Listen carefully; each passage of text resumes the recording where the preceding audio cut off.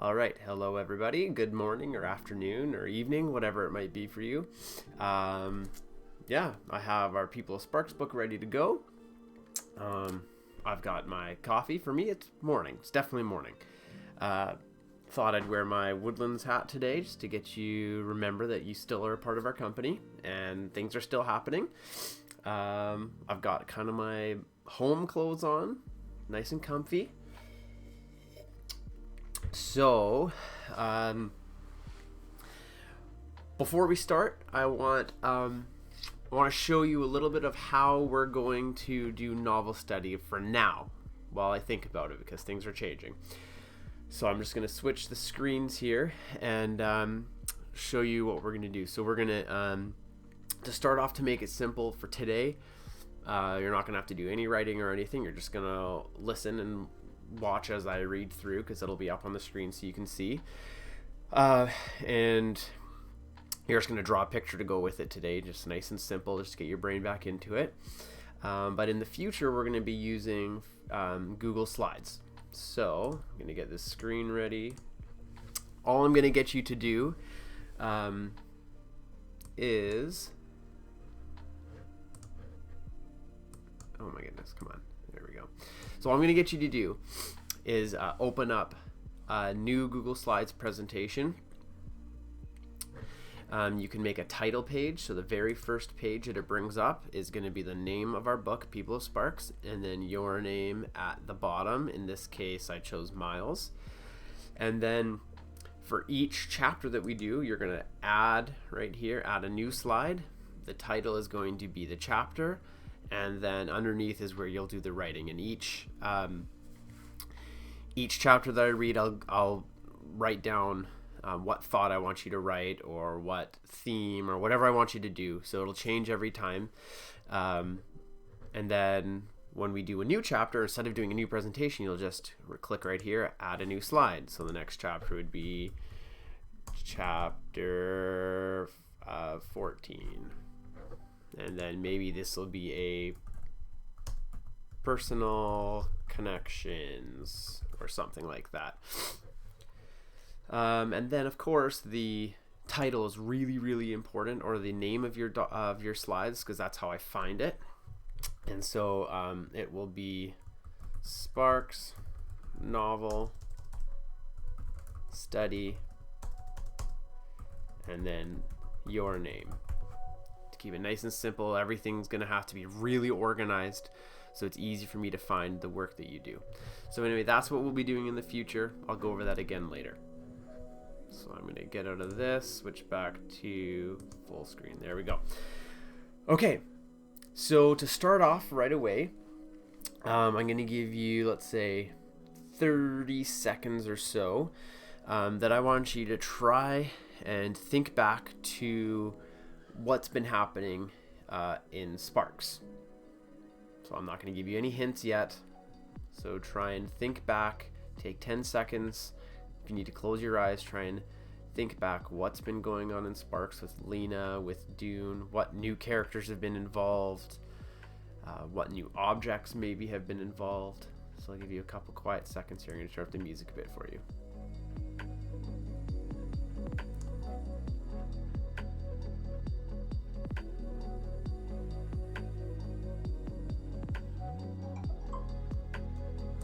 Okay, so hopefully that was enough time to get you thinking about what kinds of things have been happening.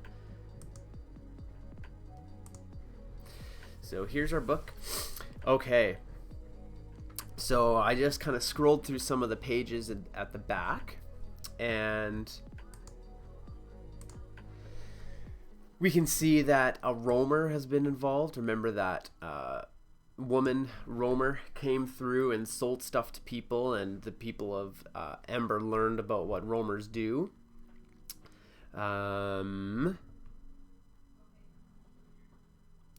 Remember, you can see right here, Tick Hassler, that boy that Dune's been hanging around. We've learned a little bit about him, or how Dune feels about him. He kind of looks up to him, wants to be his friend, that kind of thing. We can see that Lizzie's in in this scene. So I guess this is when Lizzie was kind of meeting with Dune. Let's see. Let's go through a bit. Oh, yes. And that object, that really new, exciting object that Lena got.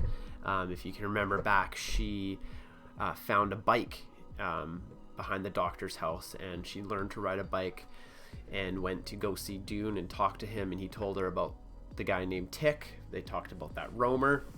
So what I'm going to do is I'm going to read these last couple paragraphs, and then we'll start with our new one. It sort of worries me that we have to leave in 6 months, Dune said. There's so much we need to learn. I guess so, said Lena. But maybe if we leave, I mean, I still wish... Wish what? Said Dune when she trailed off. Oh, I don't know. She'd been gonna say she wished they'd found the city she used to dream of, but she was afraid Dune might think that was silly. The sun was going down. Shadows grew longer. Show me your room before I have to go, Lena said, so I'll know where to find you. Tick was walking away, and the other boys were following him. Dune gazed after him. I can't right now, he said. I will next time you come. All right, said Lena. She got up from the ground and swatted the leaves off her pants. She picked up her bike. I'll see you sometime, she said, and she rode back to the doctor's house feeling lonelier than she had before. So before we start the next chapters, I just want you to think, why is Lena feeling lonelier than she did before she saw Dune? It's her good friend. She came to see him. They talked for a little bit, and she's leaving actually feeling lonelier than before.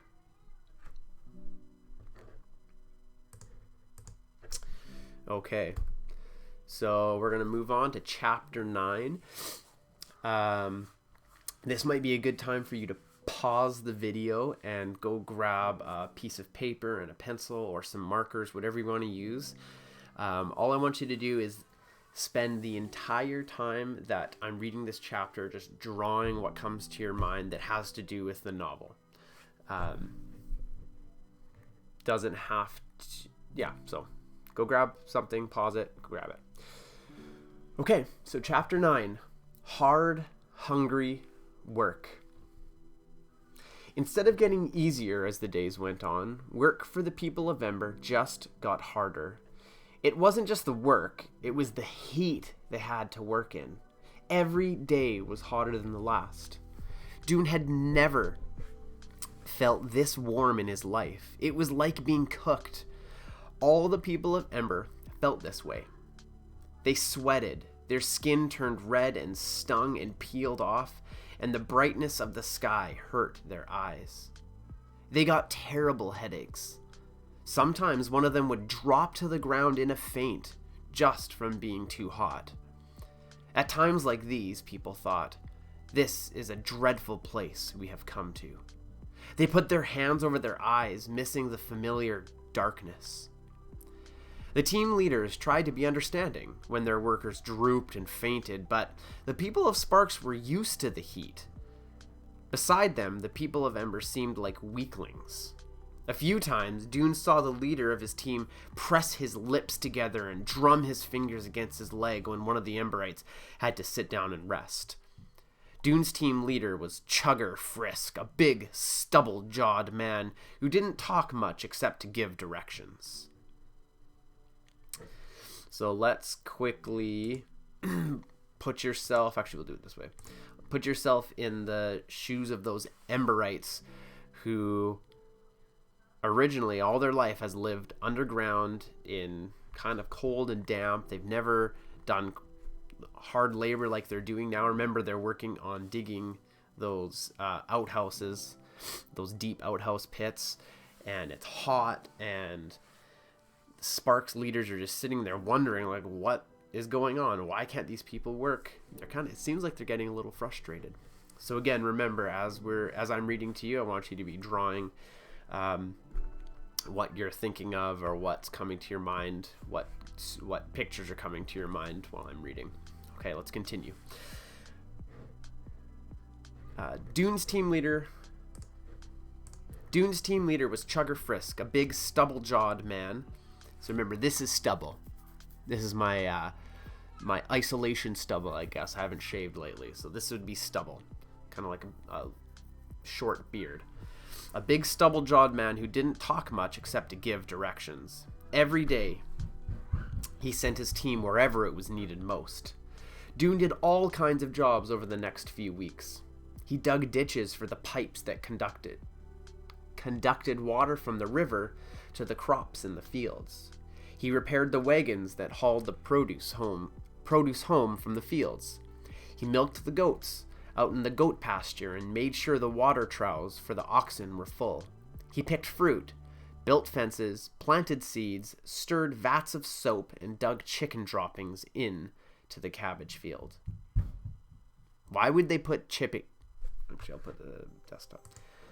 Why do you think they would put chicken droppings, chicken poop, into the cabbage fields? Think about that for a sec. What are they using that for? So hopefully, I'm guessing some of you came up with the idea that they're using the chicken droppings, the chicken poop, as like compost for the fields, which is what some of you came up with, or similar to what some of you came up with in your cities, using compost for the farms that were in your cities. Okay. Except for being so hot, he didn't mind the work. He was getting strong, and he liked being strong. He liked feeling the muscles in his arms getting harder, and he liked being taller. He knew he was taller because his old pants were too short. The feeling of being a new person in this new world stayed with him. He would be 13 soon, not a child anymore. Work was making him sturdy and ready for anything. Besides, as he worked, he was finding out all kinds of things he wanted to learn. How did the pump work? How did the pumps work that brought water from the river to the fields? How was cheese made? And shoes? And candles? Where did they get the ice that kept things cold in their big ice houses? What were the bushy-tailed animals that scurried up trees? And the long rope-like animals that he sometimes almost stepped on in the grass? He wanted to know how houses were built, and what glass was made of, and how bicycles worked. It was exciting having so much to learn, but every time he remembered that he and his people had less than 6 months to learn it. Less than 6 months to master all the skills they'd need to build a town of their own. A worm of fear twisted in his stomach. Chugger wouldn't answer questions. He was too busy giving directions or working, so Dune often asked his questions at lunch. Sometimes Ordney answered him. Sometimes Martha did. Ordney's answers were more like lectures, and Martha's were more like boasts. Think about, as we pause here, think about what a boast is. Someone boasting about how great they are. So Martha's answers were more like boasts. Remember, Martha is, I believe, if I remember correctly, the woman whose house the Emberites go to for lunch. After a while, it was clear that both of them were getting tired of questions, so Dune just asked fewer of them. One day, Kenny followed him outside after lunch and stretched up to whisper in his ear. "I can show you where there's answers to your questions," he said. "Want me to?" "Sure," said Dune. "Right now?" said Kenny. "Okay," said Dune.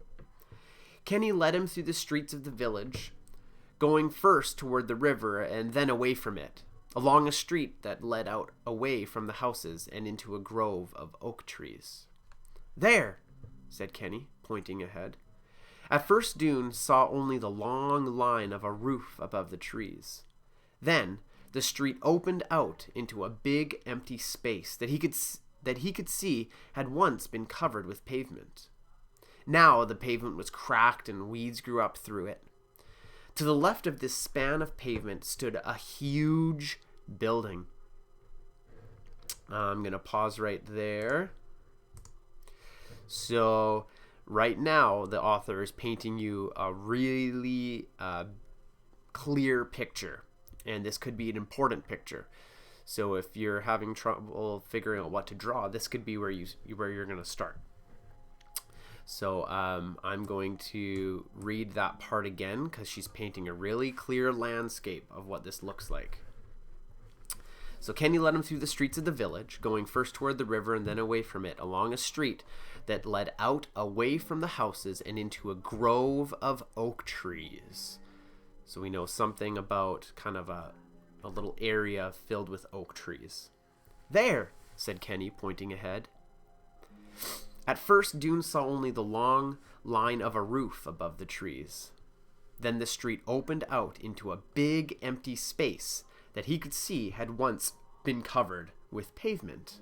I wonder what that could have been. Now the pavement was cracked and weeds grew up through it.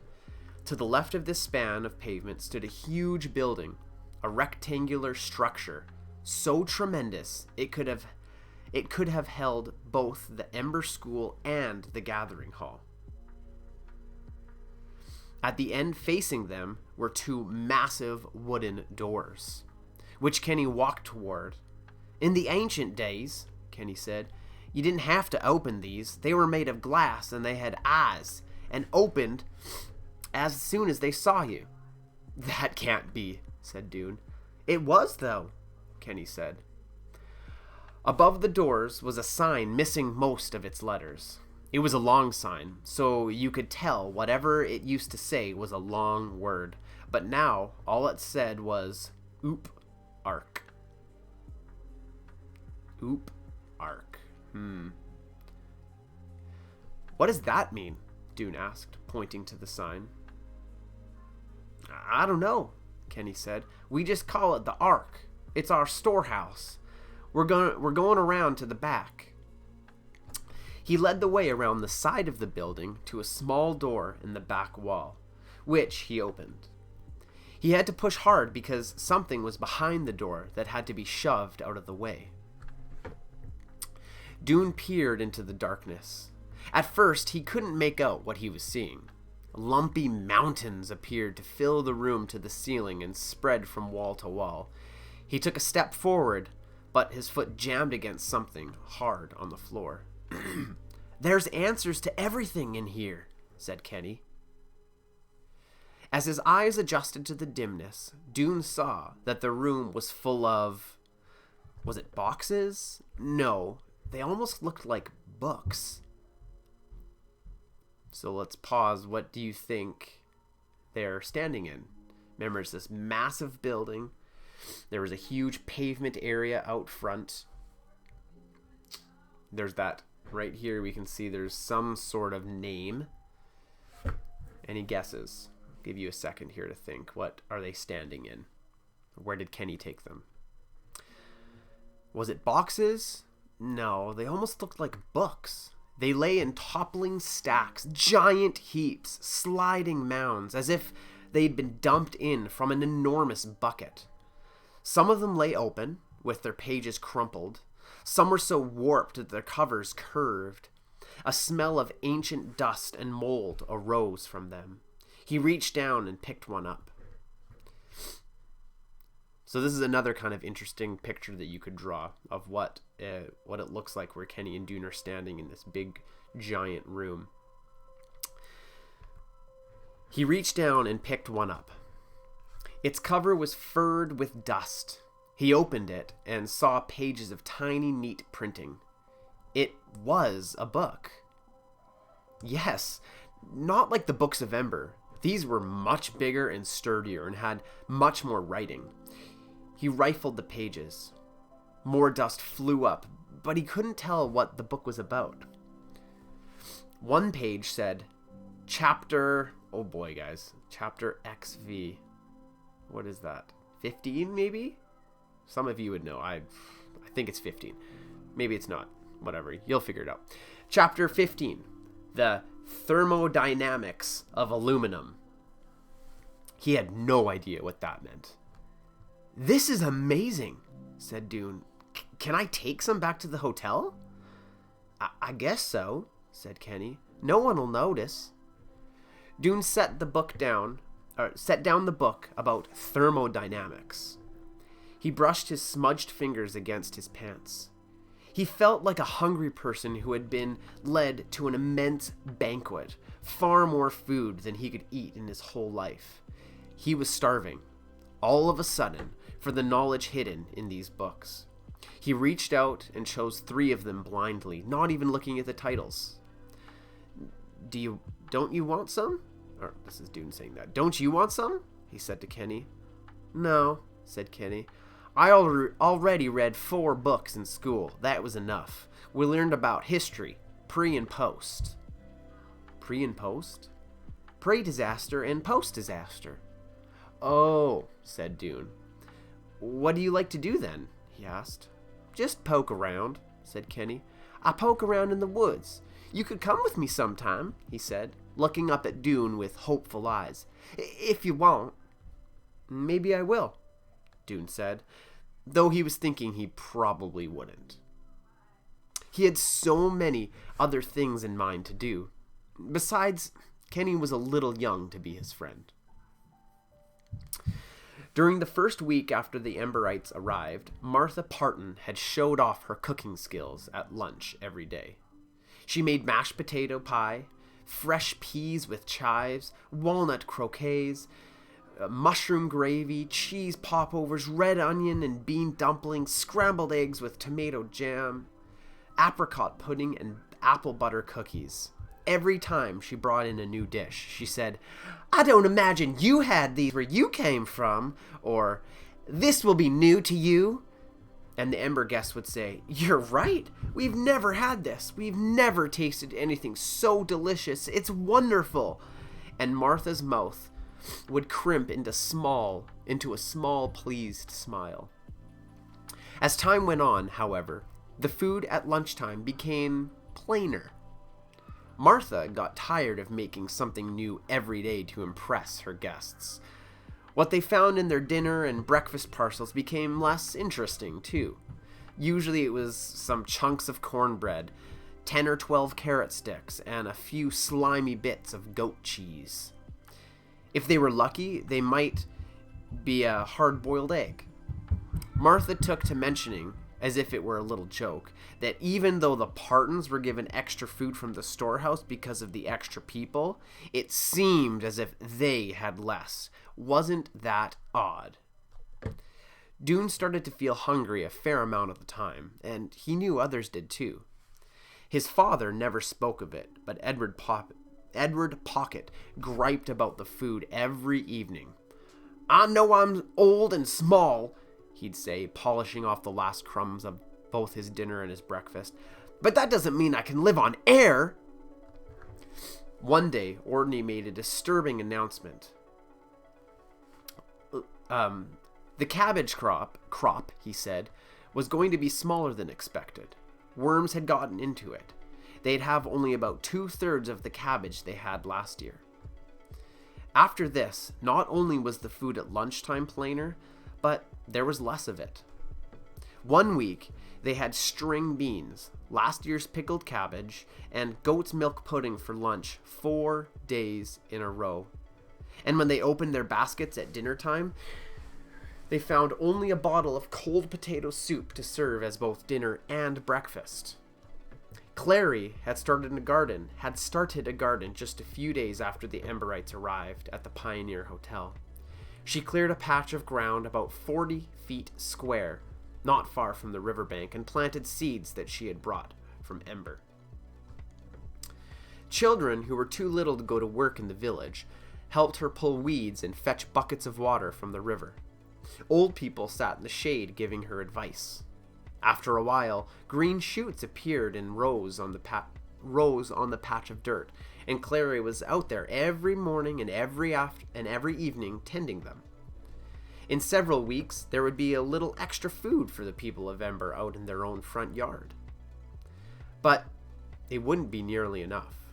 Some people were already grumbling about their skimpy dinner parcels. One night, when Dune was in room 215 eating with his father and the others, he heard voices in the hall and went out to see a cluster of people a few doors down. Lizzie was there. Dune spotted the red cloud of her hair. Tick was there too. His voice carried above the rest. "Well, I got 3 carrots, a plum, and a chunk of sour cheese," he said. "Lucky me. That ought to keep me going for a while." A few people laughed dryly at this. Dune heard Lizzie giggle. I wonder why. It'll keep you going for maybe a half hour, someone said. "I don't know how they think we can work with nothing but scraps to eat." Along the hall, other doors opened and other voices joined in. "All I got was some limp green beans and a few clumps of porridge. I've had carrot soup 3 days in a row." Some people counseled patience. "We shouldn't complain," someone said. "It's hard for them to give us food. We should be grateful for—" "I'm tired of being grateful," someone else broke in. "They promised to feed us, but they're starving us instead." "It seems to me," said Tick, "that we should do something about this. I think maybe I'll mention the problem at lunch tomorrow. Maybe we all should. Maybe we should tell them it's very hard to work when you're hungry." "I'll tell them!" cried Lizzie's high voice, and other voices rose in agreement. An excited, angry babble filled the hallway, drowning out those who spoke for patience. "I'll speak up. We have to protest. Tick is so right." So we're going to pause here. What do you think the people of Ember should do? Do you think they should be grateful for the fact that the people of Sparks are still feeding them and giving them food? Or should they kind of go in a bit of an uproar and mention something? I'll give you maybe 5 or 10 seconds to think about what you would do if you were a person from Ember, living in Sparks. Would you be upset or would you try and be grateful?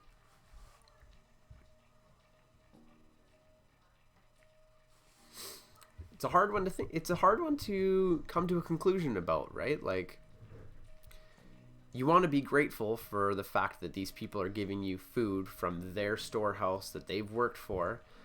But you also, it's not very fun being hungry. So, I don't know. Everyone has their own opinion about that one. All right, so let's continue here. "I'll speak up. We have to protest. Tick is so right. Tick for mayor!" someone shouted, laughing. For a second, Tick looked surprised. Then his eyes glowed with pleasure. He raised a fist in the air. "We'll stand up for ourselves," he said, and the people around him roared and raised their fists too.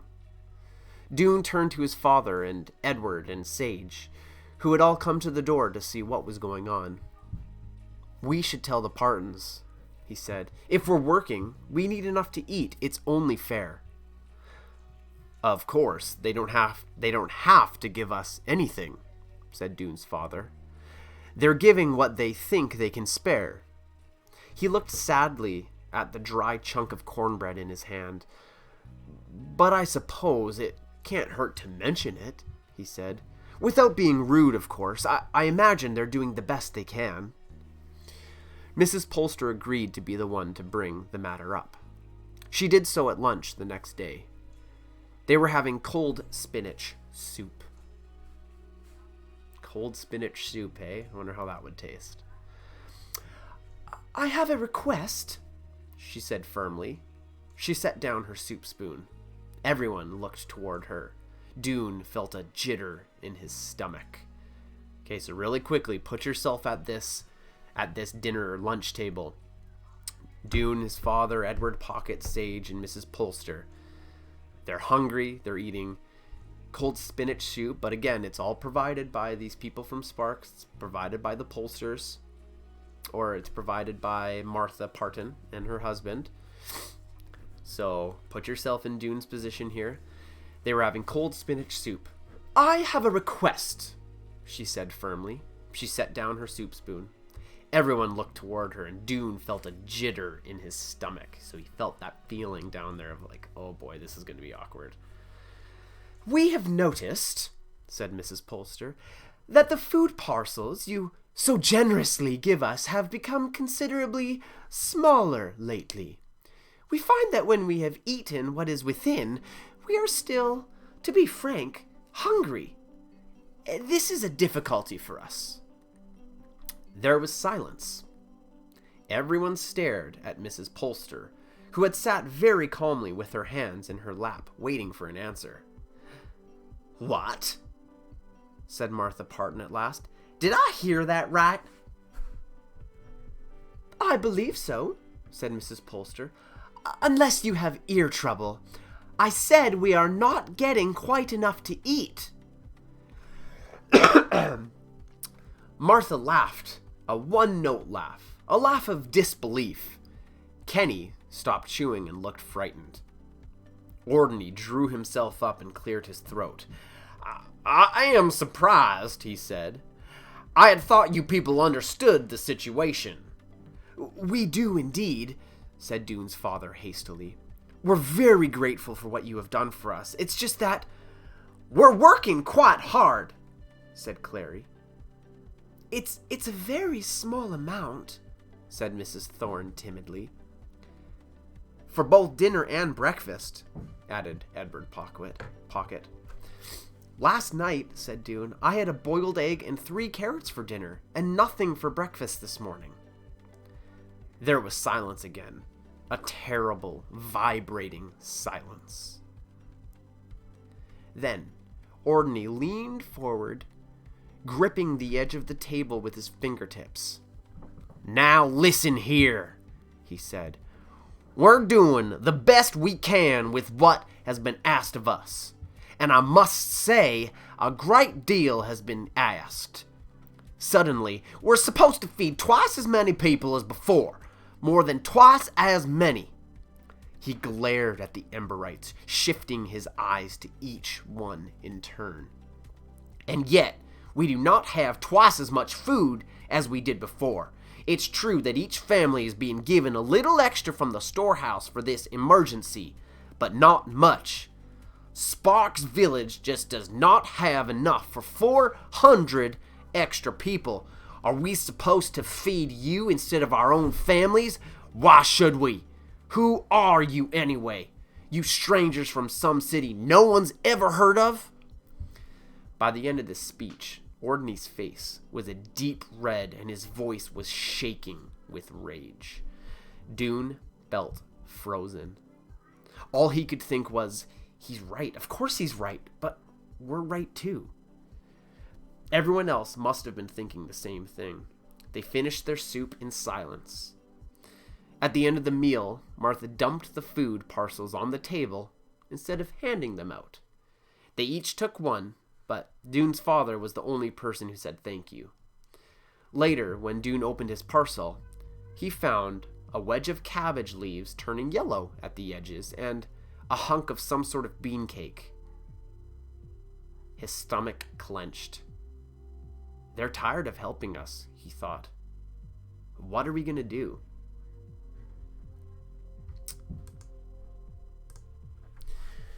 Okay, well, there's our first chapter in our new situation here. So again, I want you thinking about how you would feel maybe in Dune's place. He's he's hungry, he wants more food, but he knows that the people of Sparks are giving what they can. You heard how Martha and Ordney Parton took the request to have more food. They weren't too happy about that. So put yourself in some of their shoes. What does that make you think about? And you can start thinking maybe what is going to be happening next in the book. If remember all the Emberites were saying that they were going to go start requesting more food and telling their host family about the problems that they're having. They're hungry and they're working hard. So maybe that gives you a glimpse as to what the next part in our book, City of Sparks, what the mood is going to be for the next little bit. Alrighty. Well, hopefully you were able to draw a picture or 2 pictures or 3 pictures to go along with this chapter. If you really want, you could take a picture of your picture and put them into that Google slide that I showed you how to do. Otherwise, it's all good for now. Next one, though, we will start doing a Google slide and then writing about it. Okay, see you next time.